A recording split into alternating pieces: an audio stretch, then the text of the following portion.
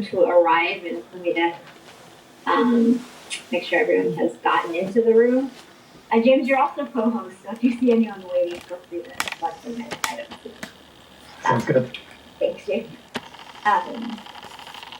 Okay, so I think as people are kind of arriving, looks like we have a good number of people here. So I think we're going to continue kind of for the agenda, continue with going through the community plan. We don't have very much left of that, so hopefully we can get through that today. And then move on to the land use scenarios as well, which we can talk about. We've been working with the consultants on the land use elements for the overall area plan.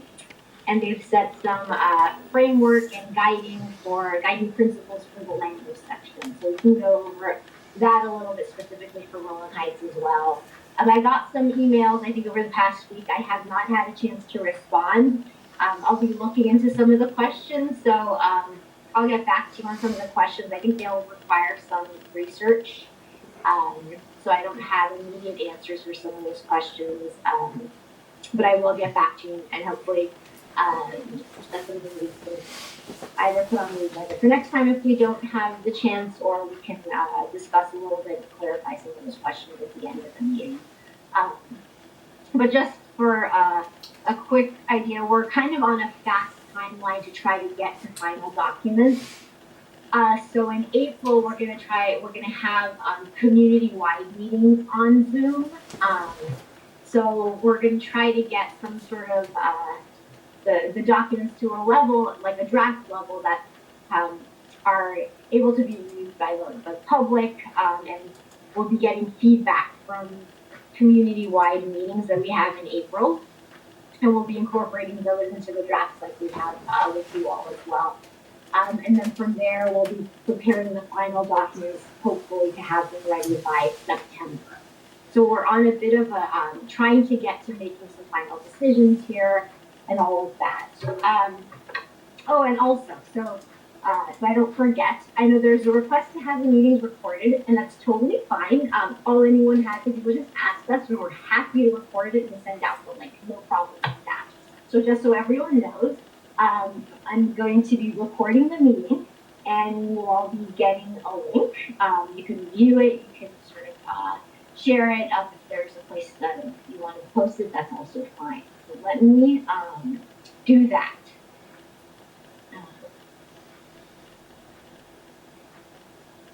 Okay, here we go. And it's going to let you know that the meeting is being recorded. Recording in progress. There you go. Okay, perfect. So yeah, it'll take a little bit of a while to upload. But once we get that from the cloud and have it all uploaded, we can send you the link probably within the next week or so. It doesn't come on, and that can take several hours sometimes. So I'm on my main computer right now, so I don't have video on the main monitor, but I'll also be sharing my screen, so you all will also be minimized. It may be hard for me to see if you have your hands up or if you have questions, and if you do and I don't see you, just go ahead and ask them, okay?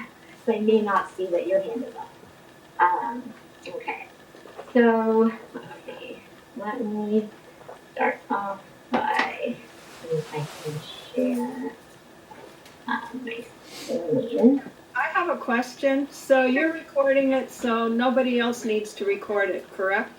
No, nobody else needs to record it. We'll send out the link, and it'll be a better recording because it'll be directly from Zoom. So the audio will be clearer. You'll be able to hear what's going on. You'll see clearer. So yeah. And again, it's anyone wanted to have that, it's more than happy to do it. Okay, let me see if I can just share my screen here.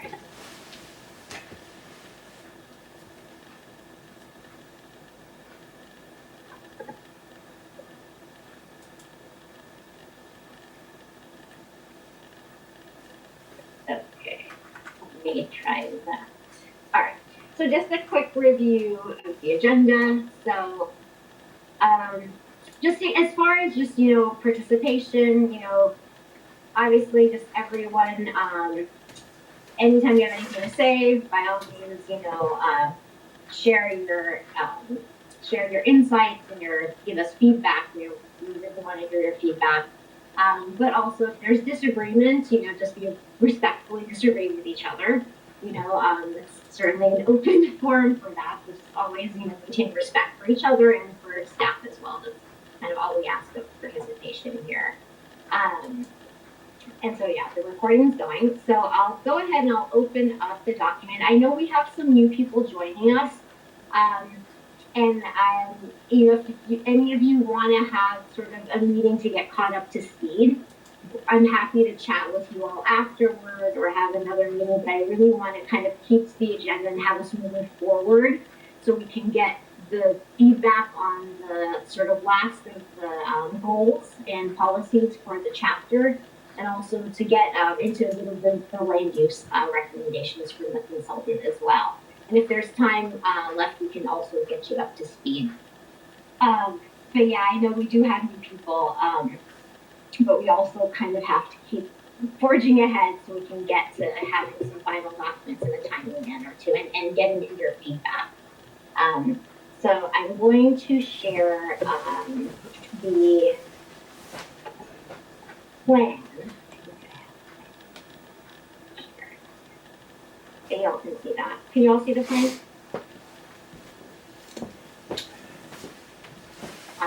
So Looks like just the agenda. It's still just the agenda. Okay. Sure. Let me try that again.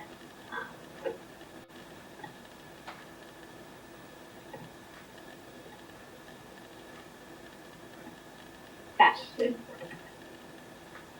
Hopefully you're seeing the plan now. So we got through goal number 6, and we went through various categories of policy, including ridgeline protections and wildlife corridors. A lot of the commercial area stuff that we talked to with trying to have more of a centralized, coordinated commercial core along Colima. So those were some of the policies that we went through, and we're kind of continuing on with. I know we've talked about ridgelines before, and one of the goal number 7 talks about protecting the qualities of scenic areas and ridgelines. And we want to make sure that that policy and the goal is in the plan, but that also the actual requirements and regulatory requirements would go in the code. So this would be like the policy part of it, and then the regulatory requirements that go in the code would be the implementation part of it. I know this is something that was highlighted in the initial community plan, and it's something that we feel is also, that we've heard from y'all, is also very important going forward. That there are regulatory protections for scenic qualities, and particularly of the hills, and some of the also the corridor areas. I think one of the corridors that was highlighted initially was the Brea Canyon cutoff area. And I don't know if you all have any feedback on anything that might be added or is missing from the overall scenic protection, just feel free to jump in.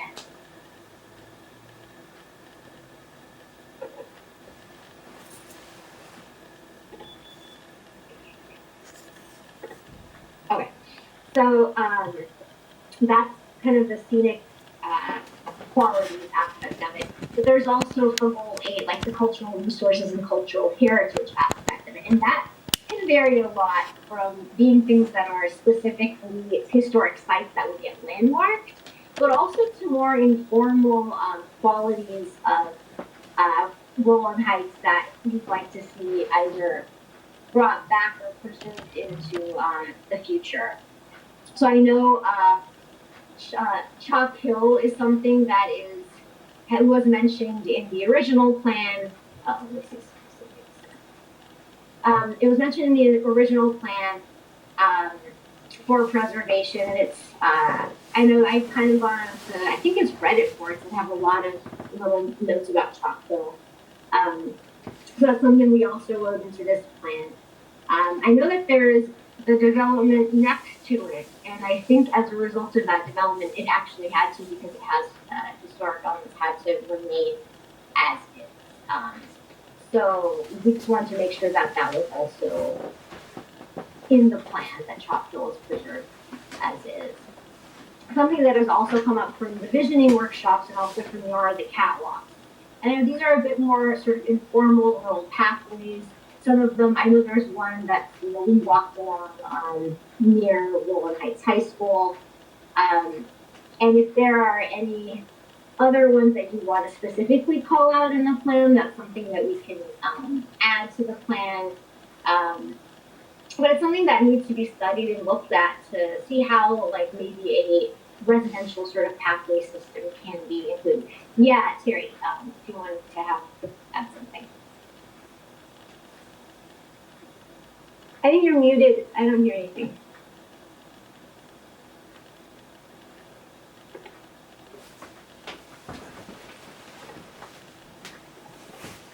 There was a Nike site. I don't know if that'd be considered historical or not. You know, I had email exchanges with a professor a long while back who did some research on the Nike sites. They're way up in the hills, right? And that's something also I could make note of. Yeah. I don't know how much of the structure or actual development exists anymore, but it's something to look into. So when, say, like a historic study of the area is done, that's something that they would look into. And that's actually something we're, trying to look into and recommend that is going to be done for all of the East San Gabriel Valley. Yeah, I think someone has done a video actually of it. I'll look. Is it online? I think so. Okay. I saw it a while back, but I'll do a sort of a Google search and try to find it. okay. But yeah, that's definitely something we can add, because I know that that's definitely a part of the local history of the defensive sort of stuff. Roy has his hand up. Oh, sure, yeah. Just on the Nike situation, if you go to Rowland Heights Buzz, Henry and Ed Weiss have done some extensive research on that, so you can get, and that should be preserved. That is just history on that particular situation. And just to comment on the video aspect, I'm just happy as heck, and I think Supervisor Solis had something to do with that also. And that the one that I record, and why do I record it? Because I do a timeline so that if persons want to see or hear Teri Malcolm talk, they don't have to go through an hour or whatever. They can just click on that and see what she has to say. So thank you very much. Sure, no problem. Any other comments on like other historical sites or thoughts, ways to sort of strengthen the policy? Anything we can add that brings specificity, anything specific especially for the community chapters would be great to add. And please feel free also, if something comes up to mind later, to email me and we'll make a note of it, anything to add. So I'll move on from there. I know this question of equestrian uses has come up, and we've had some emails about it. Both for kind of the area along Desire and then an area a bit uphill. I can't remember the exact street, but the lot pattern is a bit different there, and you can see that from the aerial. It has sort of more of a longer rectangular pattern that's reminiscent of sort of older agricultural sites. And so one of the things that we were proposing was to look into potentially having an equestrian district. And again, this would be something that the residents would have to want and support. It's nothing that the county would impose if it's not wanted. But potentially doing a survey and documenting equestrian uses in the area and seeing if there's support for an equestrian district. That's one of the policies we had in here because it's something we've heard about, it's something we've been interested in. But again, it's not anything that the county would require or sort of implement without support from the residents in those areas. Sure, right. A question on Chalk Hill. That is private property, and to do some preservation situation, would not the county have to buy that from the owner? So I believe with Chalk Hill specifically, because it was part of a development, I think they actually had to preserve it, so they couldn't develop like the residential development that's on like the other side that's east of the hill. I don't think they were actually allowed to build on it. So even though it's privately owned, there might be some sort of a conservation easement on it. Yeah, just I've been involved with that a little bit over the years, and one they have been trying to sell that and for develop, but it's not geologically stable, so they can't quote develop it. And there really isn't. And again, if they tried, if they somehow tried to go around the easement, it would be pretty clear that that's not developable, and it's got a lot of historic validity. So even if they went as far as Steepwa or something, Steepwa would really, you cannot develop it. But again, we want to just make note of the name and make sure it's in the plan, because it's something that really should be acknowledged, even though it technically has sort of a protection on it. And Teri, did you have another question or a comment? Oh, okay, I think you're muted. Is there a reason that the residents have to be surveyed? I mean, that's an area I believe that is currently being used for equestrian purposes. Just so that basically the Equestrian District and the designation of it would have to come with support from the residents. So it's not something we would impose on them. So if they were interested in having it, that's something they could actually, if you know people, they could talk to us about it. So we put it in the plan as something potentially to move forward with. But again, it's something that we would need the support and desired participation of the equestrian uses in that area. So the residents would have to initiate that? Or generally, yeah, or get into basically dialogue with us if that's something they want, because we would have to kind of determine the boundaries and who wants to be included in that equestrian district. So, and it requires sort of like the adoption of an ordinance, declaring it as an equestrian district with specific boundaries, and generally with like a specific allowance for horses that goes, or equestrian sort of, or animals that goes beyond what the basic county allowance is. Just two asides. Wouldn't that the code currently reflect that? And number two, wouldn't RHCCC be a good venue to kind of spearhead this? Because it seems like it's putting a pretty heavy burden to get all the residents to come together, because we really don't have, being an unincorporated area, we don't have a singular way to communicate. And if the county just puts the burden on a group, it just seems like a pretty heavy burden. I mean, as long as it's some sort of a group that, it doesn't have to be every single member, but as long as it's clear that it is something that people desire and there's a group that wants to sort of work with us to move it forward, that's fine. Okay, so like if RHCCC board and the meetings vote to support it, that would be adequate? I think we'd probably have to, again, figure out what the boundaries are. So it's a larger discussion saying, okay, we want it, because we'd have to basically figure out what the boundaries are for the district. Okay, but that so it does require a bit of, like, looking at some aerials, making sure that we have the right boundaries.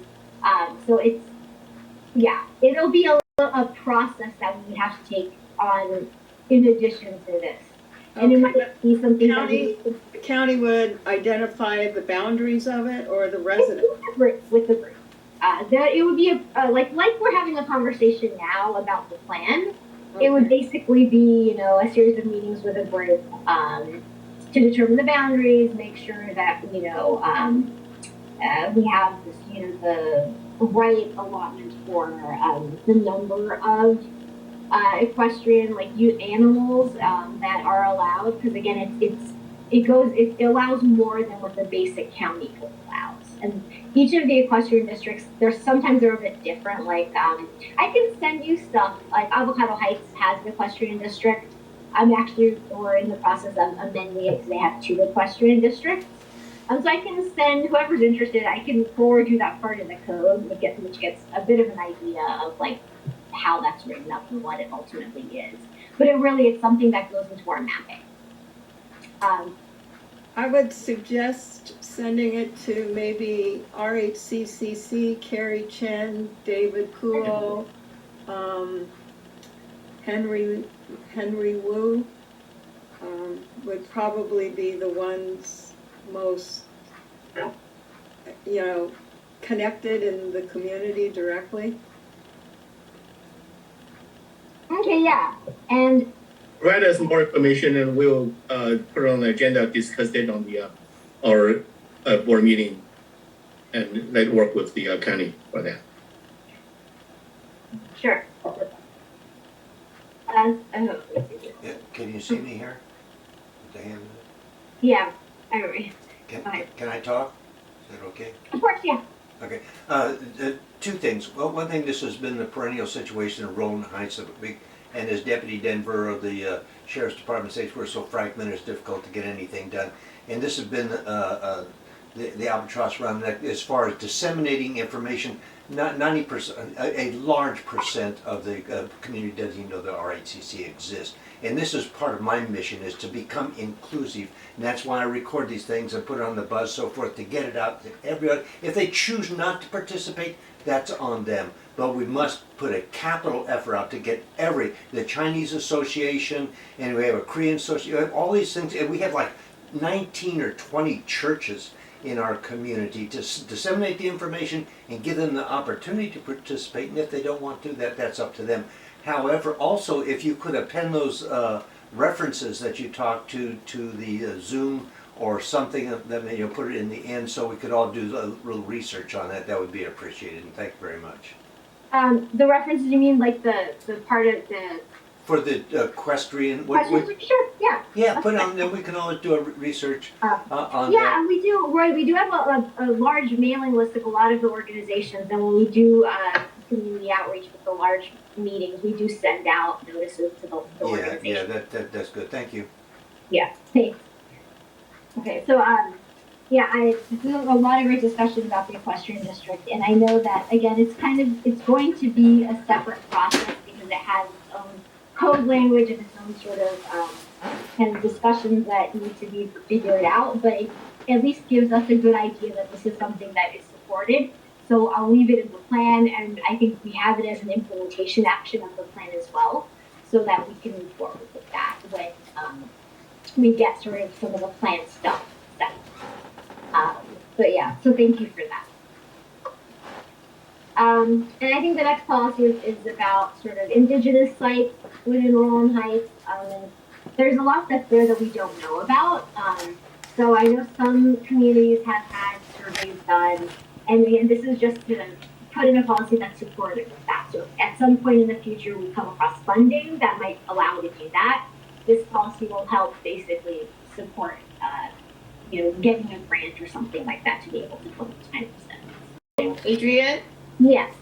at this point, you're saying that we don't know the area for the cultural significance because we don't have any grant to do a research on that, on number 5? For number 5, yeah. There's a lot of sites, and again, some of it is in history, but it may not be evidence on the land anymore. So there might be sites of significance or sacred sites that aren't designated because a study hasn't been done. And in order to designate something officially, a study has been done. But say for Tongva tribal members, they might know themselves, and that might be also sort of privileged information for them that they may be reluctant to share with the larger public because of sensitivity. So there are issues like that. But in general, I know some organizations have done these studies and the information has not necessarily been made public because of some of the sensitivity of the resources.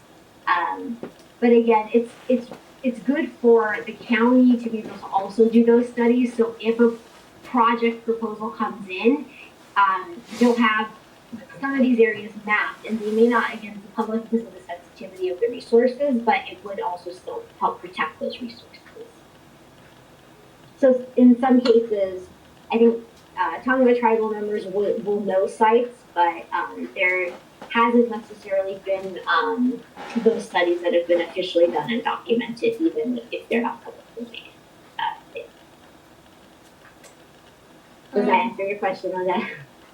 This is Teri. It's a little bit unsure if the Rowland family has any historical significantly important sites within Rowland that are currently there.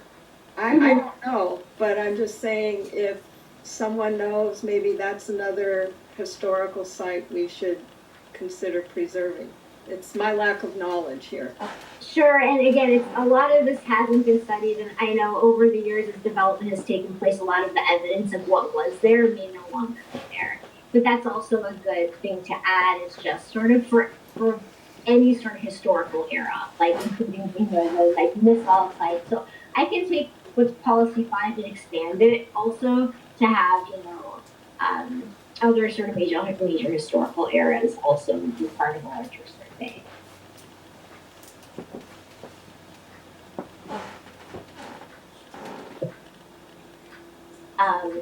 So that's kind of the final policy for the cultural resources stuff. And again, if there's anything you think of that you want to have added, you can just let me know or email me if something comes up to you later.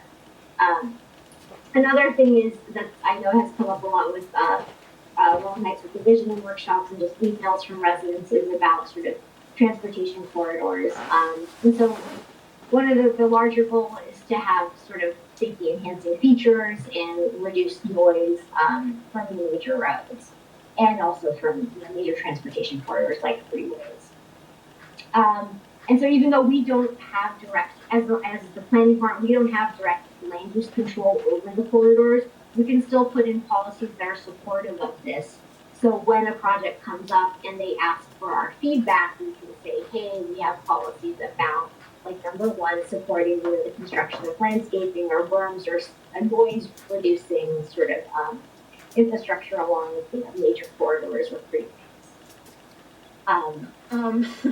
Yeah. Teri, again, can we expand it to not just the freeway to reduce noise, but is there like a way to enhance the natural scene of some areas? Just ensure that like streets get landscaped, utilities get underground, to enhance the aesthetics? Sure, yeah. I can put in, and I think we have this in the implementation, and I think we might have it in some of the commercial areas, but general sort of landscaping along roads. Right, and then, there are parts of Rowland that have utilities above ground, which is kind of detracts. So, in putting things like that in there? Sure, yeah, like undergrounding of utilities. I mean, it's not something that we have direct control over, but it's something that, if the money comes, along, or if another agency is looking into that, that's something to say, hey, we think that also should be done because of feedback that we've gotten. Okay, so we can add that as... Sure, yeah. We can't directly do it as the planning department, but we can add it as a policy that we support. Thank you. Yeah, sure. Here. Yeah, I haven't seen the county put bushes of plants along the Stimson to cover the ugly walls. The can Colimero do that? Colimero along the Colimero Road side, the residential houses, the backyard wall looks ugly. Can you or put some trees or something cover it? Sure, yeah, we have policies, and I think we'll also go into the implementation actions about beautifying the walls. So yeah, that's definitely something that we've gotten feedback on that we've included in the plan. To me, I prefer if we can have help the owners to rebuild the walls instead of put a tree, because the trees you need to maintain it all the time, and the wall still there. So the best way is to rebuild all the wall. So how do you mean to rebuild it with a different kind of material, or? I'm thinking maybe Cary means to unify the walls, so you don't have one kind of wall here, another kind of wall there. Right. But make them all the okay. same kinds of wall. Gotcha. Can I know one of the things that we also have policies about is, in general, trying to orient development in a different way, so you don't always have these huge sort of like walls along major corridors, because it is a big divider, and it makes it hard to have connective pathways. Sorry, yeah, right. Okay, a couple issues here for a person who's been doing this for 35 years, and that is one. And I also monitor the supervisors' meetings, so forth, and people come up with all these suggestions, so forth. Do you know what the cost is to take power lines or whatever to put them underground? It is huge. It's huge. So whenever persons make these comments, oh, we want this, all this utopia type stuff, if you ain't got the money, just forget about it. And also, you're talking to a person here who painted over 3 miles of the, I'll use my term, the public walls along Colima, because things are looking, and it just to paint them, it enhances the scenery immensely. Putting growth on there, what do you call it, coverage, that's a whole nother thing. It's expensive, and then anyway, I'll just leave it right there. But just a good paint job really helps out a lot. Thank you. Sure, yeah, thanks, Roy. I think those are good points, especially with the utilities. Yeah, and that's not something our department can even, we can't initiate anything like that. It's not within our jurisdiction. But if the money comes along, if there's an effort, in the future of upgrading, infrastructure, then yeah, by all means, we would support putting it underground. And that's something that we can make note of in the plan, that we would be supportive of something like that. And as far as the walls, yeah, I mean, I know in some areas, like I think it's in Avocado Heights, maybe Public Works did do a project of putting vines on the walls. And it does look really, really quite nice. And it's something that we've been asking them to look into for funding to put elsewhere. So we are also going to write that into the plan. And if Public Works ends up being able to apply for funding and get a bucket of money to do that in Rowland Heights, I know it's something that has come up that Hacienda Heights would like as well. So that's something that we definitely, I think, add into the implementation actions for the plan. So for policy number 2, this is, I think, directly, we've heard a lot about road racing, donuts, especially on Pathfinder. And one of the things that we would like Public Works to look into when they do redo sort of street designs is to have sort of those deterrent type of designs, like roundabouts, things that just allow that kind of more dangerous driving activity. So that's what this policy is for, number 2. Again, it's not something in our jurisdiction, but we always try to make note of any time another department applies for funding or tries to do a redesign of a road. Because we all kind of work with the public to make note of policies that would be supportive of their work or their efforts as well. And it actually strengthens grant funding proposals. It's part of how we collaborate with some of the other departments. And so that's the last policy we have for Rowland Heights. So we have a series of implementation actions. And some of these, basically what the implementation actions means, we have the larger policies. And some of the policies are also from the area-wide policies that we didn't need to add separately into Rowland Heights because there wasn't a way to specify them in the policy. But what these implementation actions do is they're actually suggested things to take the policies and implement them into a reality of some sort. Because the policies are more, their goals or their visions or their language, and then you have to take them and actually make them actionable. And so the implementation actions do that. So the first one is actually for updating the CSD, which we're doing now, but having it in the plan also outlines that is a requirement or a necessity of implementing the plan itself.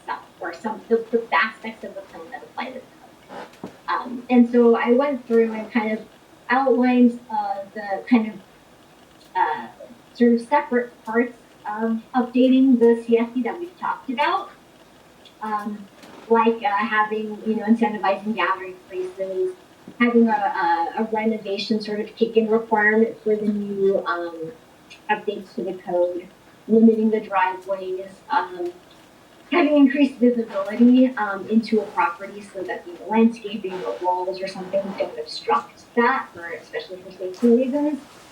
A signage program for multi-tenant shopping centers, the design standards for promoting consistency of design in the commercial zones. And again, these don't get into detail, but they just get into the larger subject areas and what the CSD will update. The parking issues which have come up, especially about having coordinated parking between these multi-parcel large parking centers that are divided among different owners. And let's see, and looking into the sort of compact parking issue as well, and incentivizing or requiring them to improve the parking layout so they're more efficient and coordinated across parcels. And then the other thing is speaking to walls about prohibiting long blank walls along major roads. And that's something we've done in other CSDs as well, and I think that would go a long way in all things too. Just one point, if you scroll up, is there a way to not require if it's less than 50%? Because I could just visualize someone doing a major redo at 49%, so they will have their, parking lot extending in the front for, quite a distance. Is there a way to reduce that 50%? I'll look into what is For renovations? But with standards they use, I think it's around 50, because some of what happens is if you lower it too much, it'll disincentivize, renovating. So you if it's too low, you just won't get renovation. So it has to be a high enough number where they're already putting in enough money into renovating that's going to sort of that dealing with the new standards is worth it. If you put it at 30%, it's or 20%, it's such a small amount of the renovation that they may not do it at all. Well, I'm just thinking maybe 40, and something, not totally unreasonable, but just. Right. We'll look into it and try to see. I mean, it's important to also maintain some consistency with what we usually do, but I'll look into it and see what the if we can bump it down to 40 or something. Because again, it's sort of that balance between making sure you're not disincentivizing renovation to such an extent that it doesn't happen. Thank you. So yeah, I think that's a good point. So let's maybe look into 40%.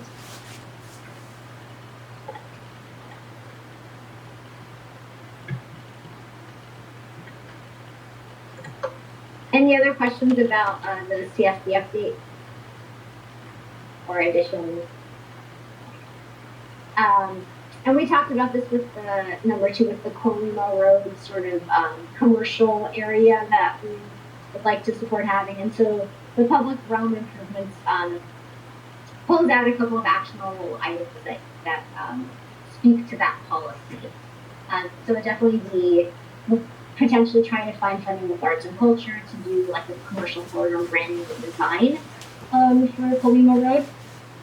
And then looking at coordinated public realm improvements with arts and design and public works, which I know they've done that in the past in a few other districts.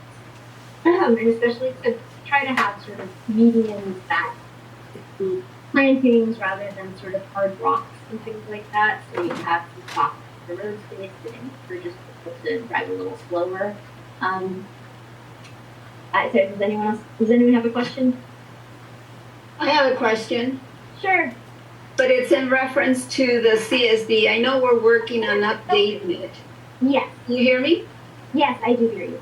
Okay. And I'm just wondering, there's a lot of, it's going to take us time to finalize the update.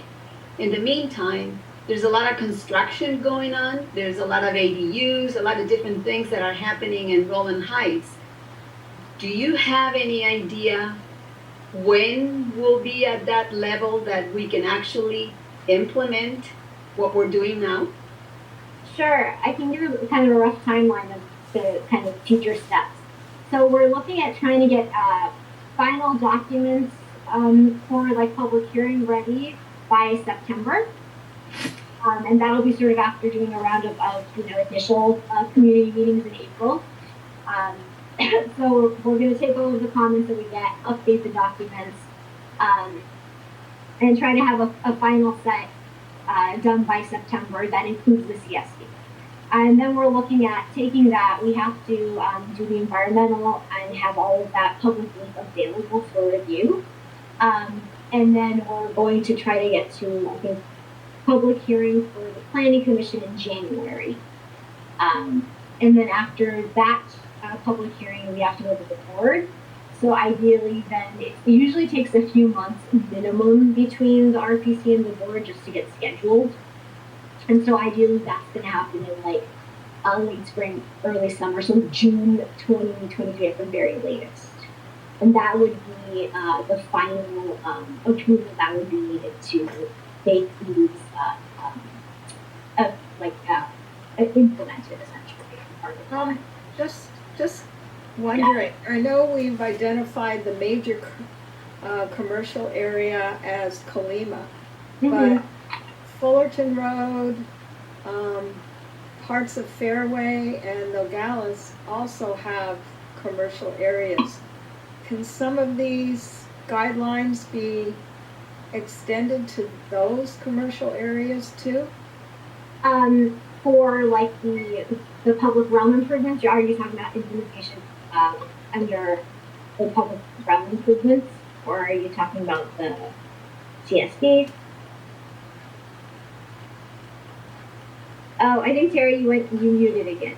Oh, most of the things that we're talking about, they're focused on Colima. You know, right. Whether it's parking, design, street lights, whatever. But I'm just wondering if we shouldn't just say, when possible, these should also apply to the other main corridors in Rowland, which Fairway, Nogales, and Fullerton Road. Sure, but most of their commercials still kind of centered around Colima. It goes sort of off a bit, but like around that general sort of intersection. And I think for anything that we're going to be updating in the CSD for commercial zones, like the parking stuff, trying to have a unity of design, that'll apply to commercial, or I guess we should also include MXD zones, commercial and MXD, regardless of where it is. For the corridor branding, we were, I think, specifically just trying to concentrate that on to make that the identifiable sort of public realm, like concentration of design aspects that are not necessarily part of what the developer would do. Their development requirements as far as a branding scheme, that sort of thing. Are you suggesting that that should also go into up like Fullerton and Fairway as well?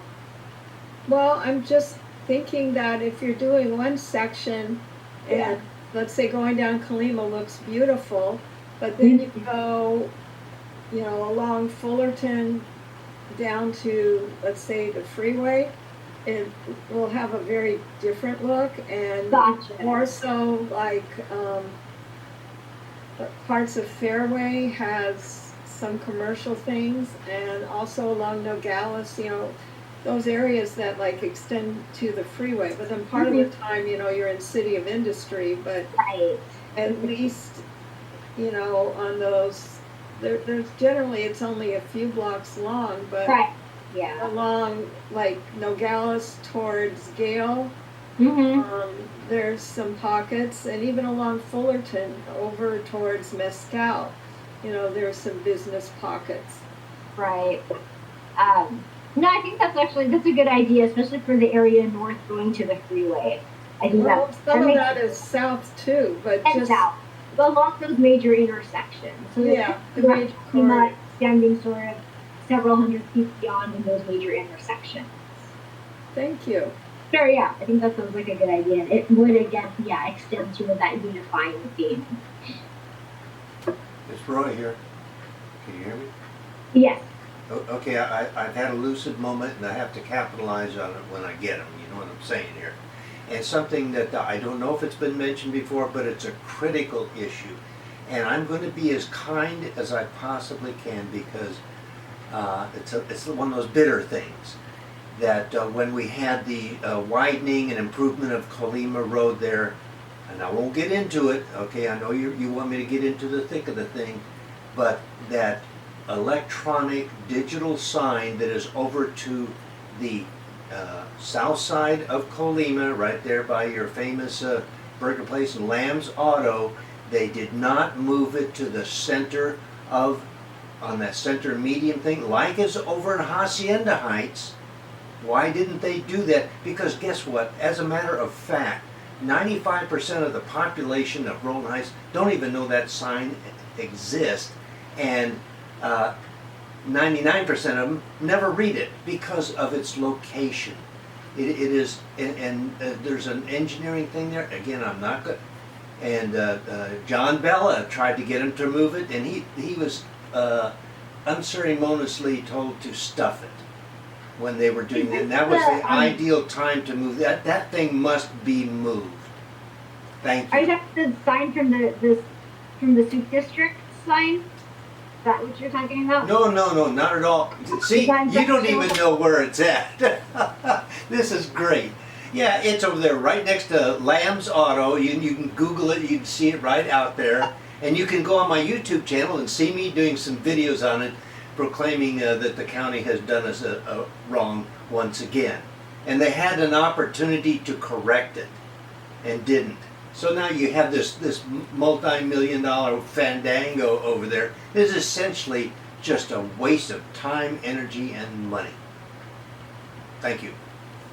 You got to see it. You can see it on my YouTube channel or Google it. Thank you.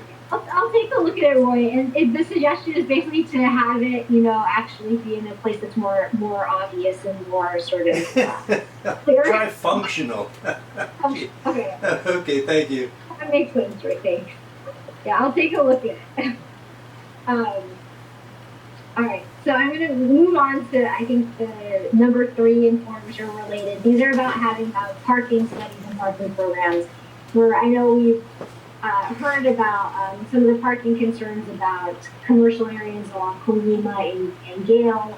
And one of the things, we would have to do a parking study to look at the adequacy of the requirements and see basically what the issues are, what's going on, why are there parking conflicts in these commercial areas, and what could be done to rectify that. If it's having, I think we were proposing ideally maybe having some sort of a concentration, like some sort of a more centralized parking structures or areas.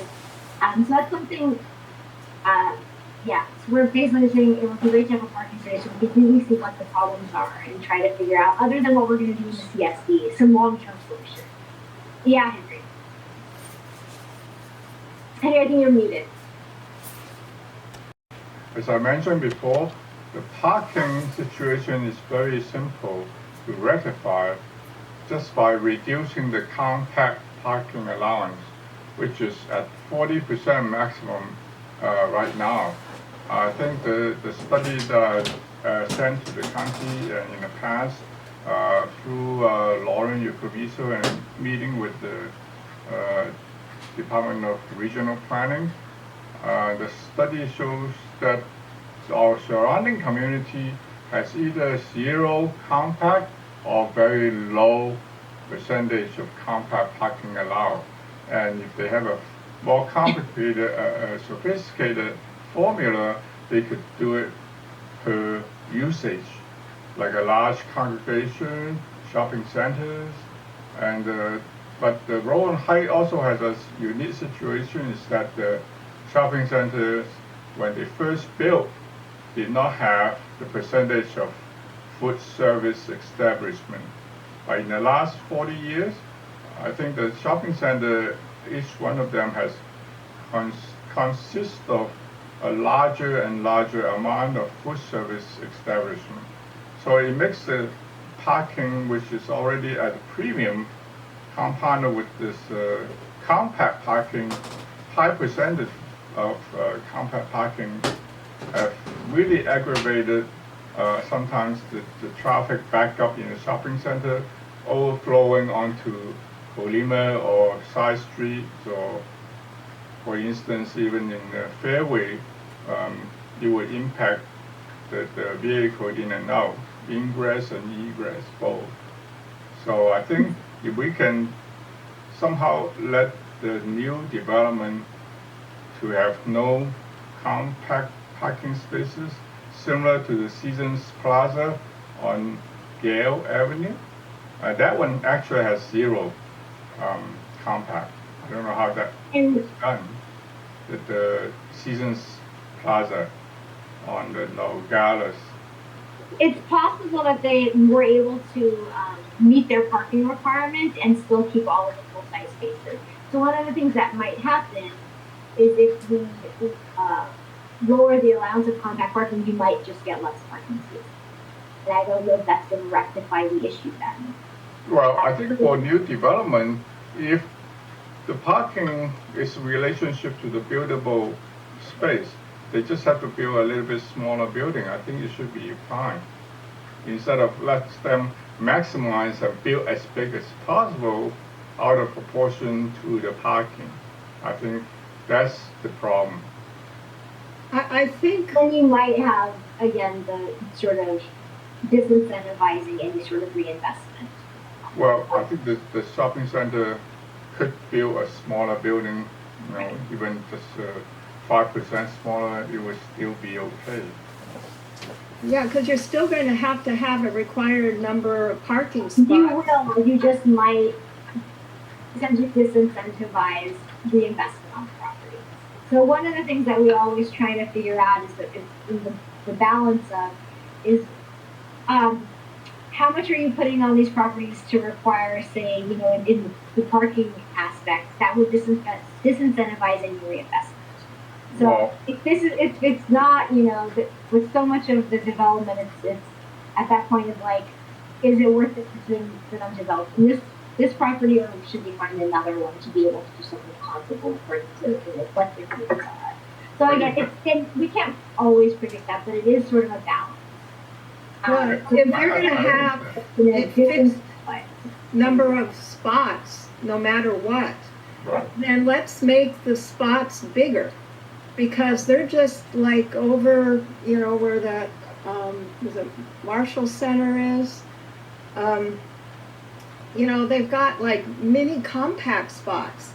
But if you make all the spots bigger and they're required to have X number of spots, then they'll either have to reduce the building size Right. And I in order understand to accommodate.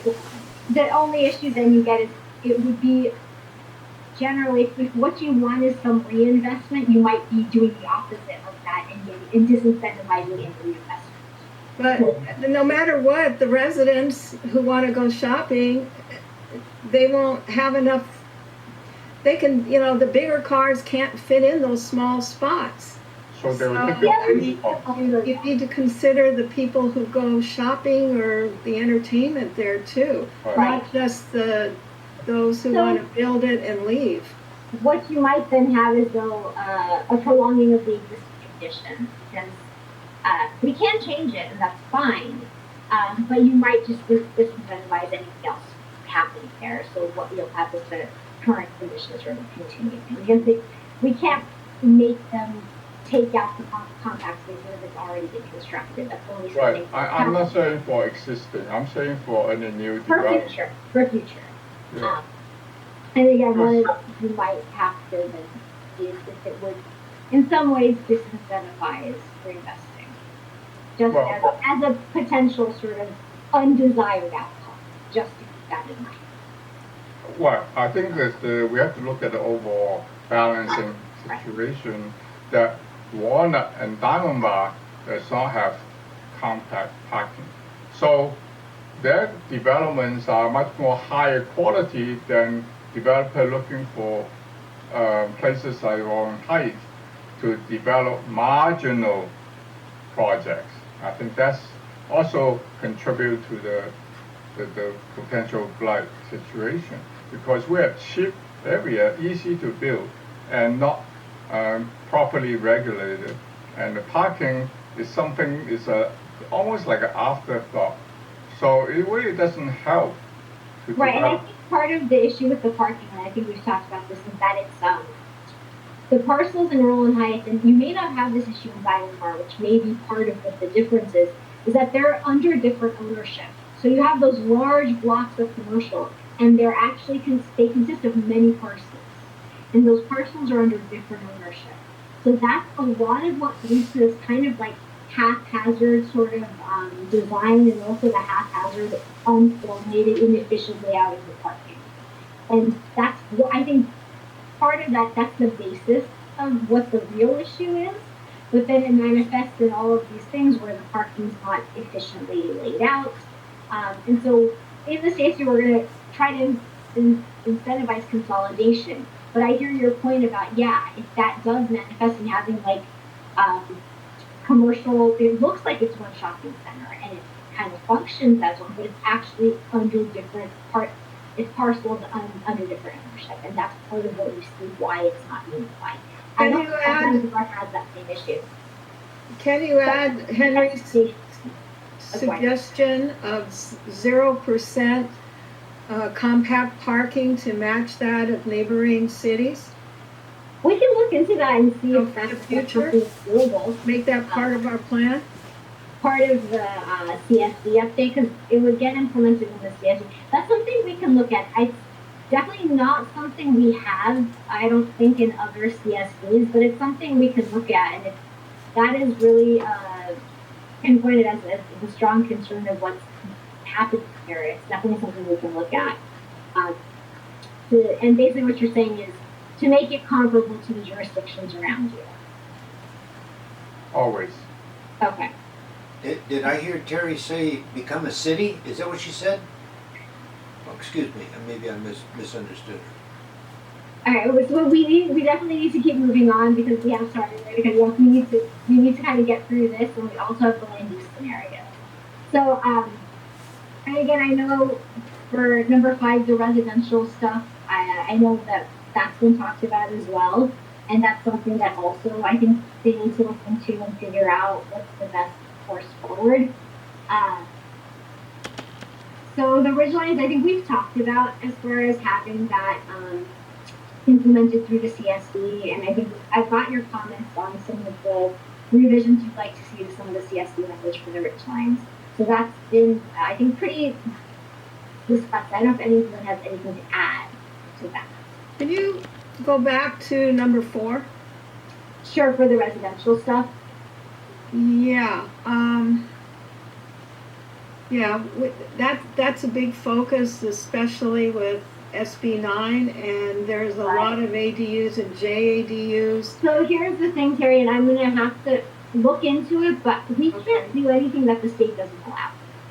So if the state says you can build 2 ADUs or an ADU and a JADU and only business parking, we can't require more than that by law. And the state, if we did, the state could, that would be the legal matter. So we can't do that. Other things that I can't remember what else about SB 9, I'm going to have to look into the other stuff. But if the state, basically, we can't allow anything that's stricter than what the state is saying is required. And I know that gets into parking issues, which is why I think it needs to be looked into as a larger issue. Because we can't get into it through changing that requirement for ADUs. It's not allowed. Thank you.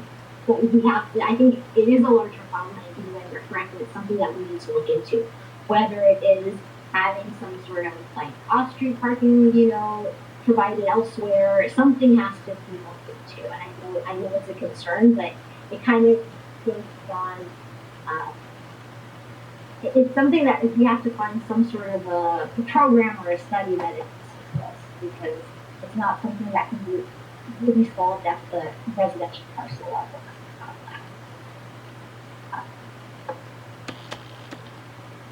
So for number 6, this is something the county's talked about. It's not anything the departments would be a lead on. Quality Parks and Rec would be a lead on it, but it's trying to have an actual sort of open space and habitat master plan. And this is something that I think it would be really important for this area too, because there's so much undeveloped space, a lot of SEA, but also a lot of designated and conserved open space that is publicly owned.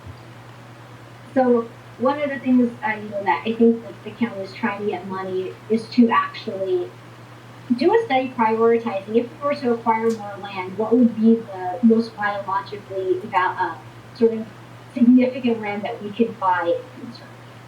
So we need to do a prioritization study about acquisitions and the strategic acquisitions with the funds that they are able to get. So this is kind of in support of that. Again, nothing our department will take the lead on, but our department certainly be involved in looking at biological studies. We have biologists that a lot of the other departments rely on.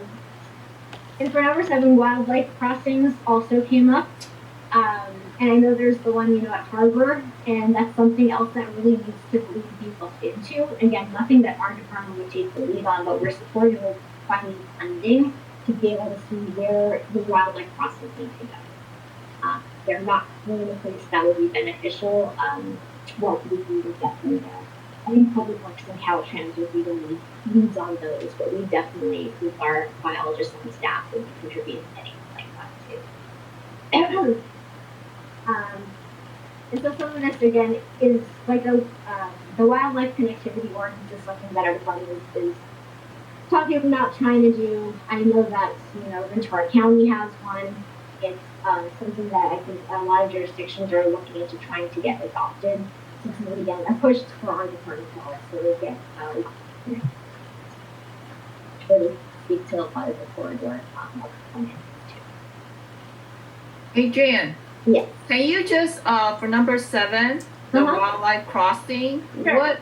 What's the definition of a wildlife crossing? Is it like they're trying to cross the concrete?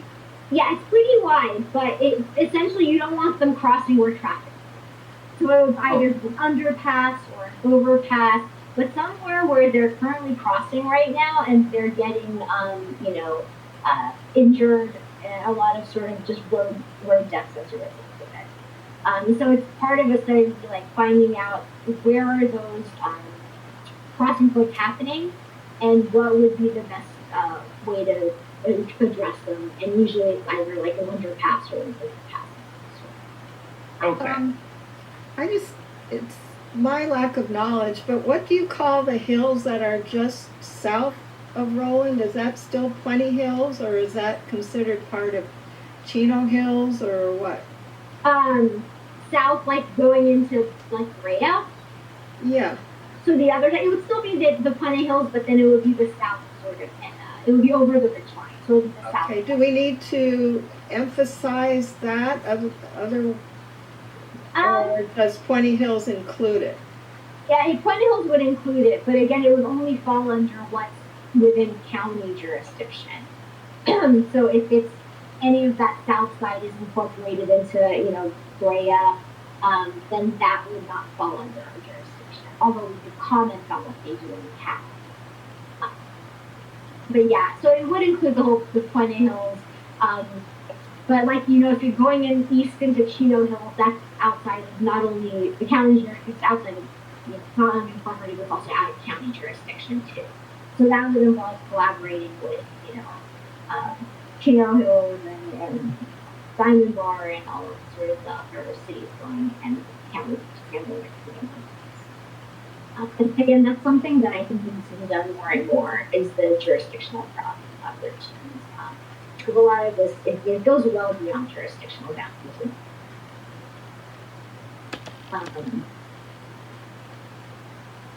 Okay, so I think the other one is there's a lot of issues in general with like wildland urban interface, and what we're talking about is exactly the kind of developments up in the hills, in Plenty Hills, but also the San Gabriel Hills too. And a lot of what happens is conflict between sort of native habitat and developed properties. And, people put up, fencing that isn't wildlife movement friendly. The plantings that are invasive and escape into the native areas. So one of the things that we're supportive of is having some sort of an education program about how to develop on your property that is the least impactful, especially in urban wildland interface areas, but also in general trying to minimize and limit any potential to keep folks along those areas. So it's kind of a larger, I think, vision that goes beyond the department. So for number 10, I think one of the things that we were looking at was pedestrian access and pedestrian sort of amenities in Rowland Heights. And in some cases, like especially in the walking along Charisma, those sidewalks can be pretty narrow. So if you are, in a wheelchair or have any sort of, walking impediments, or even if you're just walking with a smaller group, for safety reasons, it's always kind of, for pedestrian safety, to have a wider sidewalk where it's possible. So that's one of the recommendations we are putting in for increased safety and comfort for pedestrians, especially on major roads, to have a wider sidewalk where it's possible. And in some cases, the roadways are quite wide and the lanes are quite wide. So when Public Works does do eventually any road designing or any lane sort of designing, so they can accommodate wide sidewalks, having a planted planting sort of a parkway between the road and pedestrians, again for this safety and also for safe access. That would be recommended, but it would definitely be dependent on actually being able to redo the roads, being able to fit a wide sidewalk with all the requirements. I think number 11 actually speaks to some of what we talked about, the concrete use of public transportation. Something that came up. What we have identified is mostly along Colima, Fullerton, and Nogales. I don't know if there are any other locations where you want it. Include looking at design strategies for beautifying the roads. The concrete wall.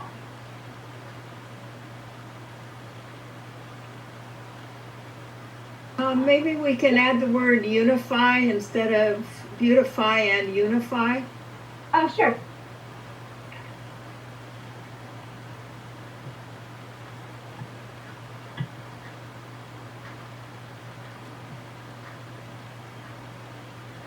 Anything else to add? Any of the locations?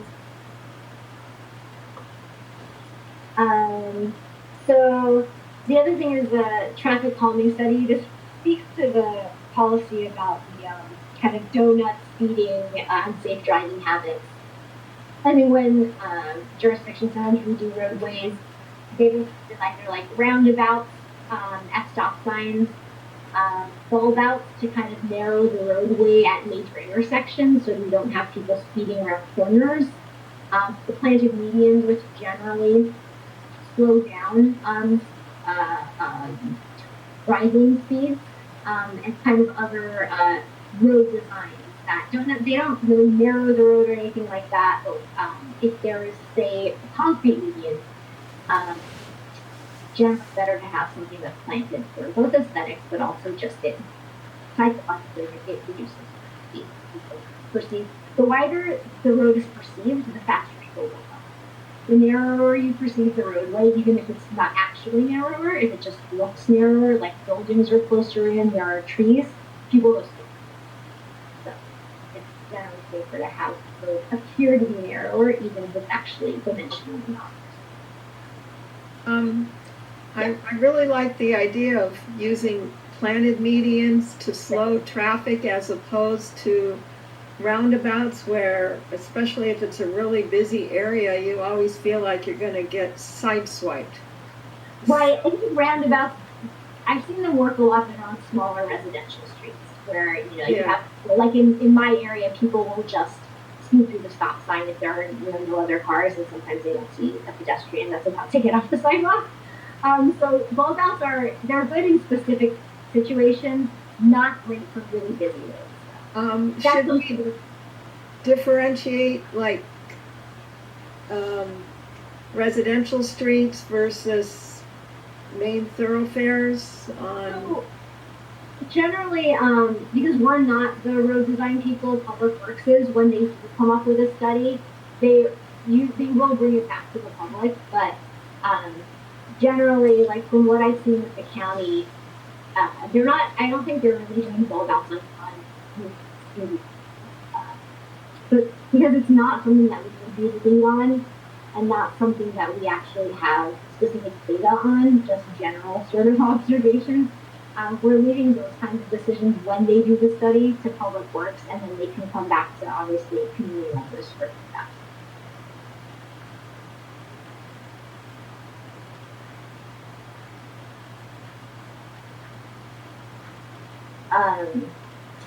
So the other thing we've heard about is having protected bike lanes. So where they are planning to put in or have put in bike lanes, one of the things that we hear consistently from people biking in the community is that they don't feel safe. And so one of the things that we are recommending is that Public Works look into where they can provide a buffered lane, that they do that when there's already a planned bikeway or existing one. And again, that is dependent on having the space to do it, but in most cases they might actually, even if it's like plastic rollers, just some sort of physical separation to have a greater awareness and perception of safety.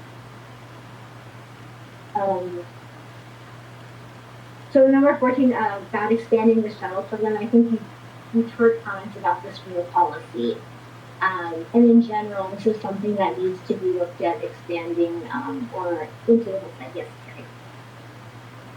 Yeah, I think we talked about before is that our focus needs to be maybe less on the shuttle and more on mobile transit, you know, on-demand transit for right. our area.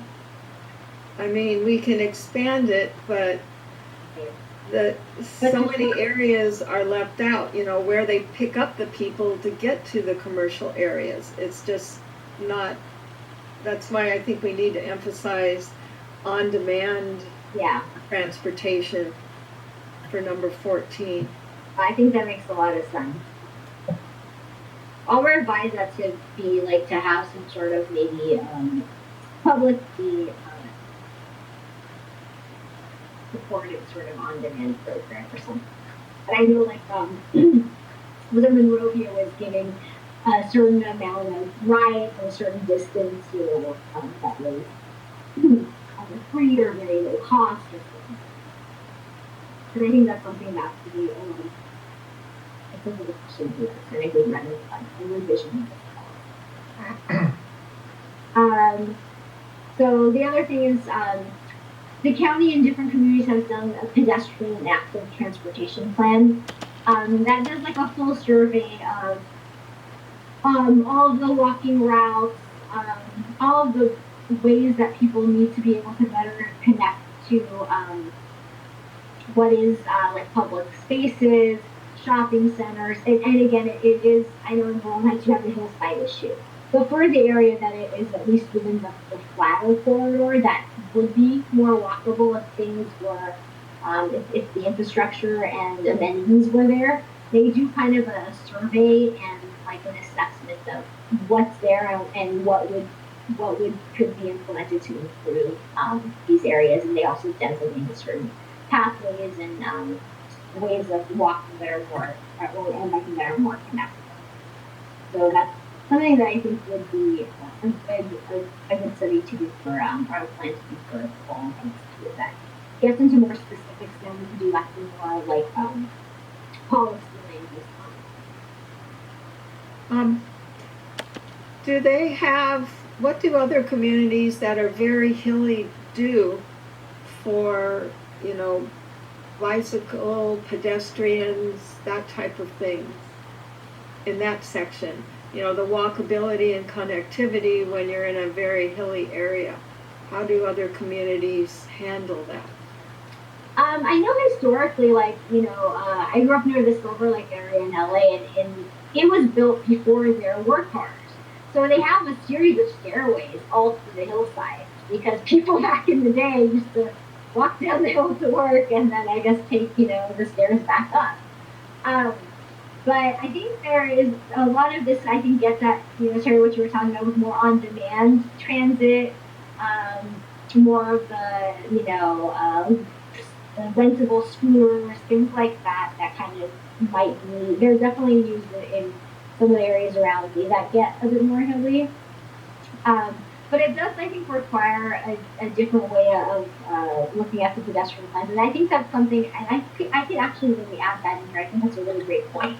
Of adding, looking specifically at hillside sort of connectivity and hillside sort of pedestrian and bike connectivity.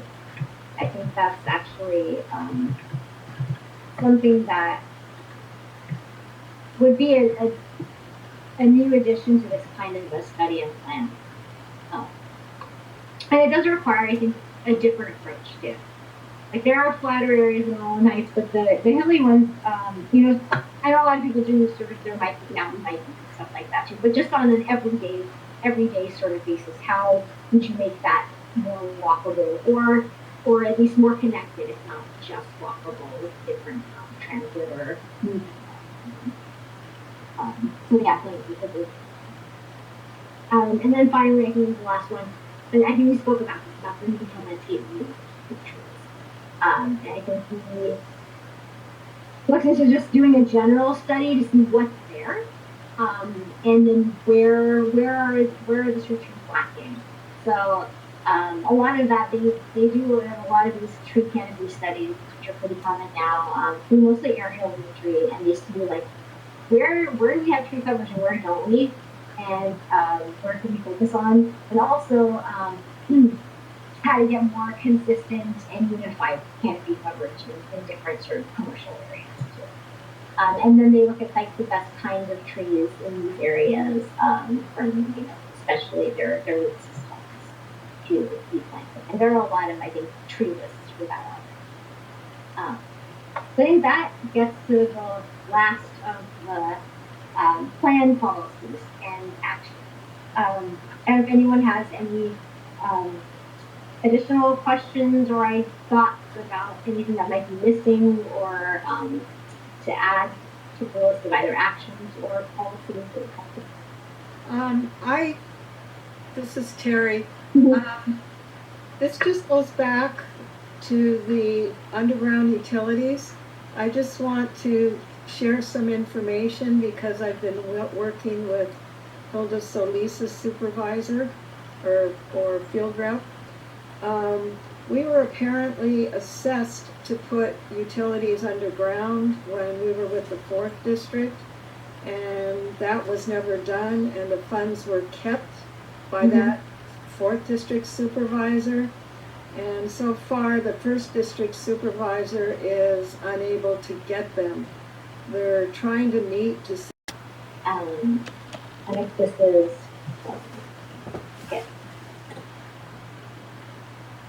okay. So I wanted to go over, at least the amount of time we have, some of the general framework and guidelines that our land use consultant has developed for looking at land use and zoning in all of the communities in the San Gabriel Valley. Because as you know, we just did the housing element update, and so there are recommendations to we actually are required to find more spaces for housing.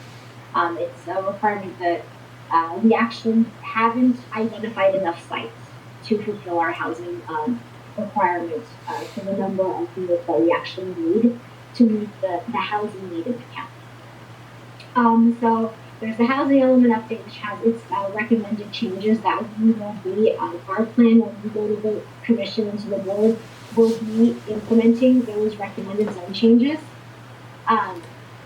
So I'm going to go through also some of the other recommended zone changes that have to do a bit more with like some of the land use goals that we have, which are, for one, I think trying to create, again, this is for the entire ESG, not just for Rowland Heights, but trying to find or trying to support diversifying housing types. And some of the unpermitted conversions that we're seeing throughout the county have to do with the fact that there aren't enough housing options in all of the communities countywide. So part of it is trying to find, and again, this is in context with each community. What works within the context of each community? Because each community is different. But this is a general sort of goal for the whole East Area Valley, just to try to find, or try to incorporate diversity of housing options where there is access to transit and services and amenities. So again, like not say in the hillside where you don't have access to service or transit or amenities, but where they have access, so where the location makes sense. And also to try to increase walkability. And so with the plan, we're kind of highlighting different village centers, roads where amenities like public realm stuff like that we've been talking about with good its major intersections, where those can be focused. So we don't have any new commercial nodes for Rowland Heights, but highlighting like trying to identify and highlight this idea of the village centers, so enhancing Colonial Road as a pedestrian-oriented corridor and down in like the Rowland Heights downtown, and supporting that idea of the village center along the Colima.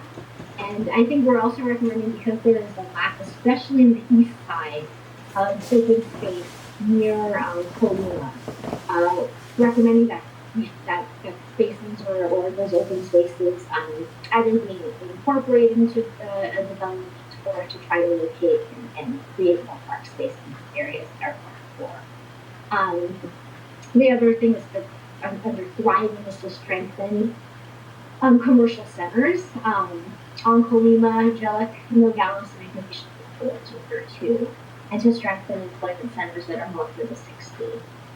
Oh, sorry. And the idea of complete streets. I think we've been talking about having a more connective, walkable Rowland Heights, and so trying to make sure that there are clear walkable pathways from commercial centers to residential areas where that walkability is possible. Again, Rowland Heights is very big, so it's really hard to walk from the top of the hill to the bottom of the hill. But can you yeah. define under diverse, it says focus housing growth and diversification. Can you just explain diversification? Sure. So like when we're talking about housing options, so if you have predominantly single family, that's not a very diverse sort of housing type. It's not an affordable housing type, especially today and going into the future. So when we say diversification, looking at smaller housing types, having different sort of minimum lot size requirements, having more, like we were talking about, mixed use. So right now you can have residential and commercial zones, and basically trying to find ways to make sure that that is doable and supported in like these more central areas of the ESGB and the valley areas. So that's what we're talking about, diversification. Like we were saying, you know, there's a lot of unpermitted housing conversions going on, and it's happening because people can't find affordable housing, meaning like housing that, you know, is something that they can actually afford to live in, even if they're working. So a lot of these unpermitted housing conversions are happening because there is a need. And if we were able to have a small number of more housing options, that would at least provide safe housing for people rather than the unpermitted conversions that are happening, which are generally unsafe. And there have been, you know, a lot of concerns, fires, things like that, because of, you know, conversions. And our enforcement, you know, they get reported enforcement, they deal with them, but they take a long time to rectify. And it's also, ideally, the unpermitted conversions could be happening. Will they be focusing housing options. also on the increasing number of ADUs and JADUs that are currently going along within our community when they determine the amount of housing growth they need along Colina?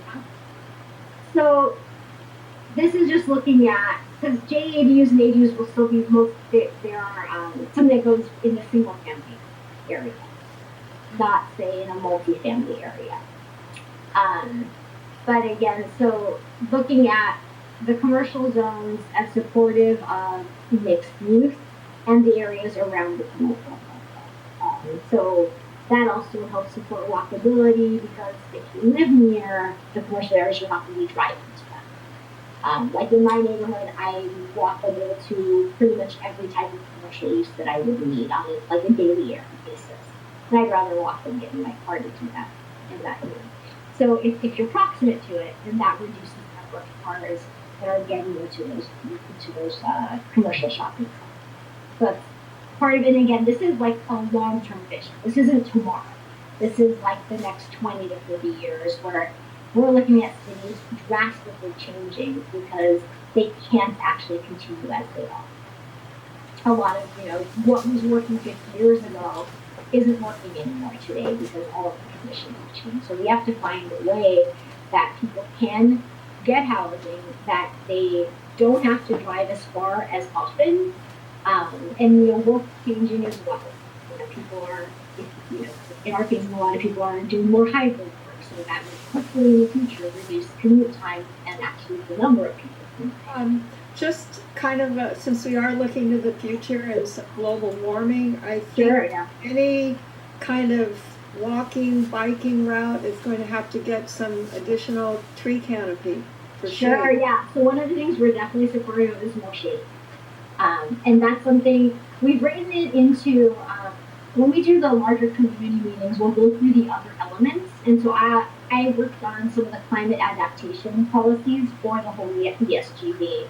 And because it's really needed all across the communities, I didn't write specifically into Rowland Heights, although we do have stuff about tree canopy coverage here. But the idea of shade needing to be provided along the walkways and bikeways is really key. So yeah, thanks for adding that. It's really important, Teri. So this is basically like the overall view. I know we're going over, but I just wanted to introduce the idea, and anyone who wants to sort of need to drop off, that's totally fine. I could catch people up if they're interested in talking afterward. So one of the things we're looking at specifically is where we did allow for a bit more housing opportunity. It's specifically within a quarter-mile sort of radius of the major intersections. And then for us, like the more middle housing, that's what we call the townhome duplexes, that would be within the half-mile of commercial centers. But Rowland Heights in specific, because you already have some diversity in that commercial corridor area, what we're looking at for changes for Rowland Heights is really wonderful. So I'm going to jump to that because we've talked about conservation a lot, and the hillside areas aren't included in this. That's or equestrian areas. So those are areas where I'll be either preserving what their existing zoning is or reducing it in some cases. So I just wanted to quickly go over this. We can pick it up next time too. I don't need to, just drop it in at the end. But I think we've been talking a little bit, and I'm focusing in, these are where the changes are focused. So this is where I'm focusing in on Colina. We talked a lot about trying to get the mixed use zoning designation in, because it's more supportive of pedestrian amenities and pedestrian type uses in its development requirements and its use list. So for the commercial zoning along Colina, it doesn't increase the intensity at all. It still will fall under the height limits. So we're proposing the C3 zone that's here kind of just past Fullerton. We're proposing that to go to MXD. And that's consistent across all of the C2, C3, C1 zones. along Colima, in service of that larger vision of having the pedestrian-oriented Colima, and a use list that is more sort of conducive of pedestrian type uses, or pedestrian activity. So those would be the major commercial changes. What is, sorry? I don't know the difference between C3 and C2. C3, so for Rowland Heights, it actually doesn't make a lot of difference because you have a height limit. In other areas that don't, the C3 has a much longer use list of what's allowed than the C2. So your C1 is your most restrictive commercial zone, C2 is slightly less restrictive, and C3 is a lot. So the C3 is the least restrictive commercial zone.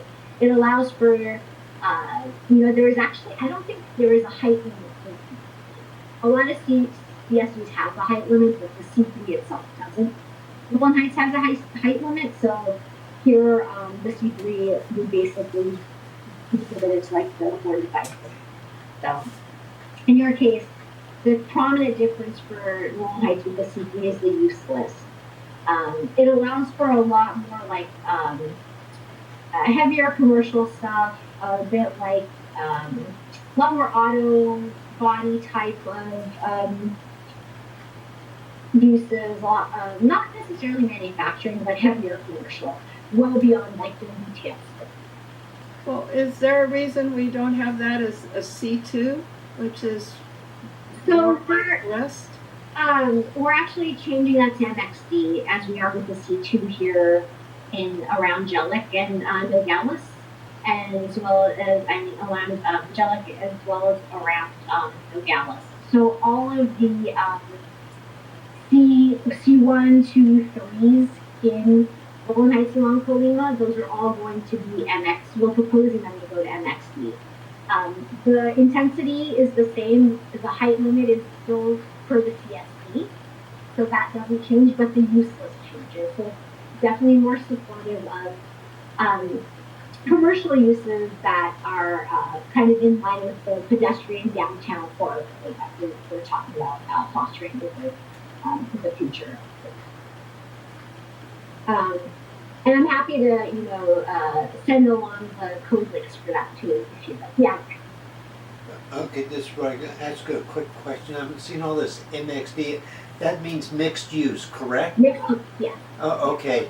What is I find somewhat hilarious about this whole scenario here is that the persons and without pointing any fingers are railing over this development at the golf course because all the things, the more traffic and the pollution and all that sort. And here you're just ballooning this thing here. It is what it is, but it's just hilarious.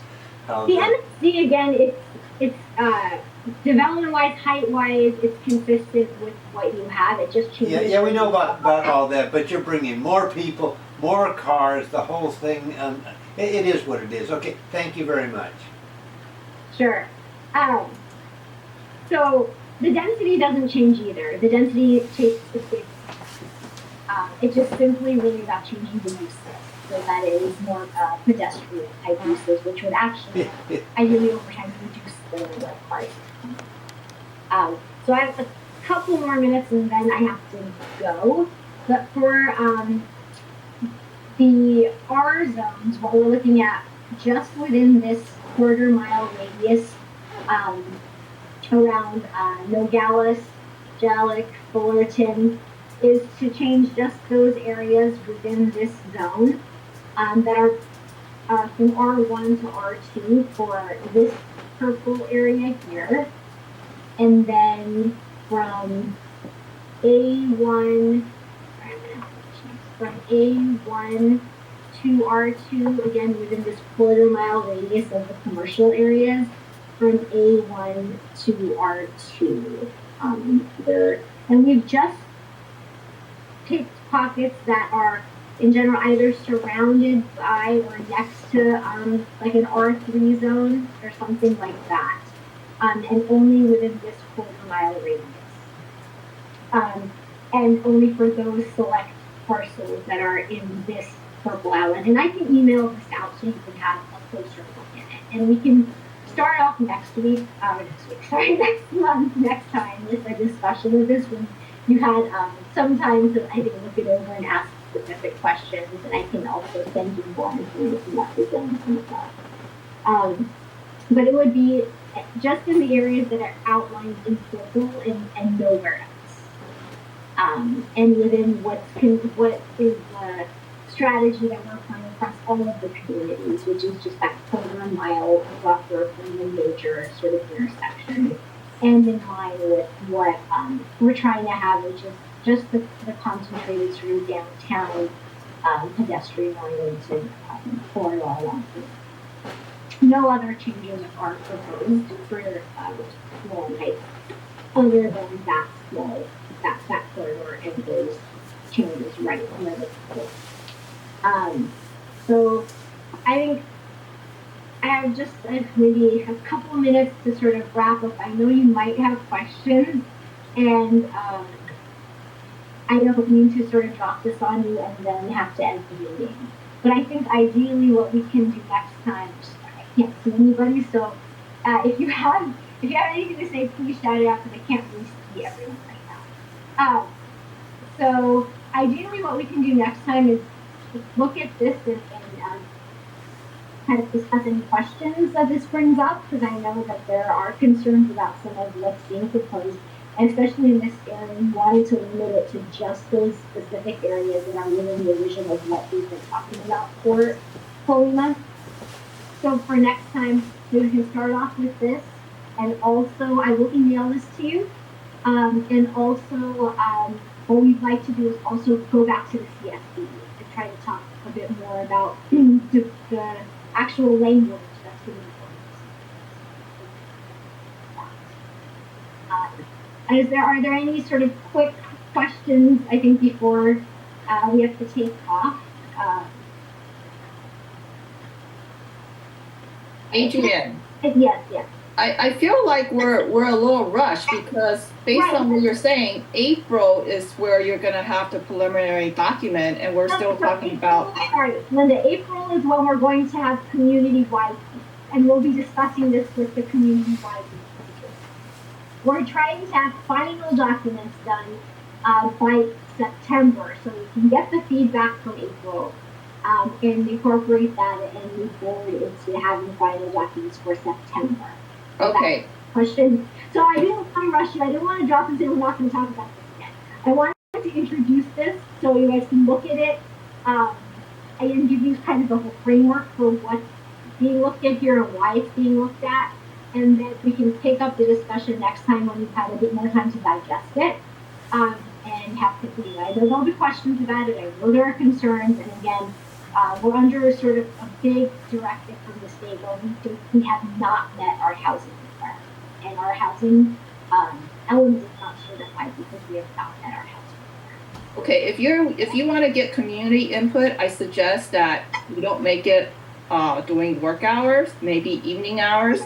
Give the possibility of an in-person meeting with the option of online for people. Yeah, Linda, so I can go over this also next week too, but next time, but we are going to have online. They will be in the evenings. I know that I didn't, as far as this time, I don't know how this time was determined, but it seemed like this was what worked for meeting council people, but definitely we'll be in the evenings. And we're still kind of working on dates and times. We don't have that set yet. But we do want to, and I think we'll have multiple so that we can have presentations that are translated so that everyone else can understand. Right. If you're going to have it translated, it's a little difficult to be online. I believe our community center will be open in March for our March meeting. Yeah, Linda, we can talk about this. About the meeting stuff, if you want to shoot me some emails, I can clarify kind of some of what's going on. But we will have presentations translated that are pre-recorded that will go over the same material that we're going over in the meeting. So our department has been working with this with some of the other plans that have been going on in this time period. So we're kind of having a strategy in place for translations and also for evening meetings or weekend meetings. So we're going to try to have different times that are more acceptable. Because yeah, I do know that this is an unusual sort of daytime thing, which is not great for a lot of people. Thank you. Yeah. Thank you. Sure. Thanks for the suggestions. I totally understand. But yeah, I do really need to take off. So I'm going to follow up with an email. I will email the zoning stuff to you with the guidelines, sort of the framework, and I will also email a link to the MXD zone so you can see the use list. And if you have any questions, you can shoot me an email. This past couple weeks, it's been a little crazy, but I will run to the couple I've gotten and any future ones, so you'll get a response from me. I think someone might have to look into a few things a bit more. But, okay. Any sort of final thoughts, questions that are pretty quick? Just thank you. All right. Thank you so much. We really appreciate your feedback and your insights. I think you always give us some really great things to look into. So yeah, we really appreciate that. All right. You all have a great day. Have a great weekend. I will follow up via email, send you the information, and once this link, the recording gets linked, we will also send you those. Thank you. Thank you. Okay.